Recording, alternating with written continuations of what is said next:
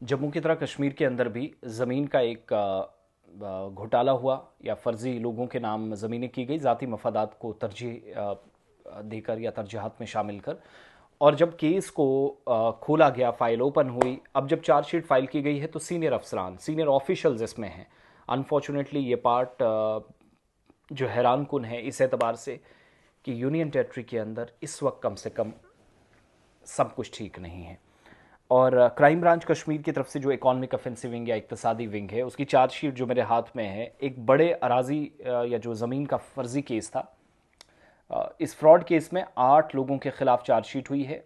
और crime branch Kashmir की team, जिसने एफआईआर नंबर 23/2025 से मुतलिक इस अराजी केस में चार्जशीट दायर की। ये चार्जशीट एंटी करप्शन ब्यूरो की जो अदालत है, खुसूसी बेंच है श्रीनगर में, वहाँ 8 मुलजमान के खिलाफ पेश की गई। और हैरानी की बात क्या है जो मेरे लिए है, 4 रेवेन्यू ऑफिसर्स, 3 रिटायर्ड हो चुके हैं, एक अभी भी मुलाजमत कर रहा है, ये शामिल है। सो अनफॉर्चुनेट पार्ट, जब जब फ्रॉड का, लैंड अलॉटमेंट्स का, लैंड स्कैम्स की बात आई है, तो तब तब जम्मू कश्मीर में सिस्टम का हिस्सा और सरकार के ख़जाने से सैलरी विड्रॉ करने वाले लोग इसमें पाए जा रहे हैं, जो अनफॉर्चुनेट है मेरे लिए। और ये अफसरान ये क्या कर रहे थे कि सरकारी हैसियत का, इस चार्जशीट के जो मेरे पास एक नुक्ता है कि इसका गलत इस्तेमाल कर रहे थे अपनी पावर्स का, नाजायज़ कब्ज़ा, फिर रिकॉर्ड में जालसाजी की, छेड़छाड़ की गई। केस की शिकायत तब शुरू हुई, केस तब शुरू किया गया जब नदीम अहमद मायर और शफीक अहमद मायर, ये इकबाल कॉलोनी शालटिंग श्रीनगर के हैं, जिनके मुताबिक दिनहामा में 52 कनाल, 52 कनाल ज़मीन है, जाली रेवेन्यू रिकॉर्ड तैयार किया गया, फिर इसका कब्जा किया गया, ज़मीन किसी और की, और कब्जा कोई और कर रहा, और करवा कौन रहा है? सरकारी अफसर सितम ज़रीफ़ी।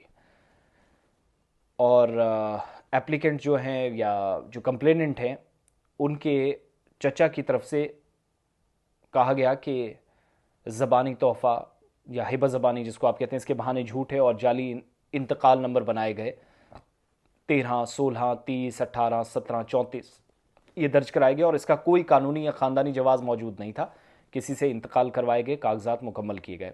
तहकीकात के दौरान बेज़ाब्तगियाँ या इरेगुलरिटीज़ सामने आई, अनियमितताएँ पाई गई, जिनमें सरकारी इंतकाल जो रिकॉर्ड था उसकी अदम मौजूदगी, ख़जाने से जो रसीद नंबर लेनी है वो गायब थे, तारीख़ों का रिकॉर्ड होता वो गायब था, और सिर्फ एक शरीक मिल्कियत की तरफ से गैर मजाज इंतकाल शामिल था किसी एक शख्स का, वो जो उस कंप्लेनेंट ने कहा था कि चाचा का नाम फ़र्ज़ी बनाकर इस तरीके से काम किया गया।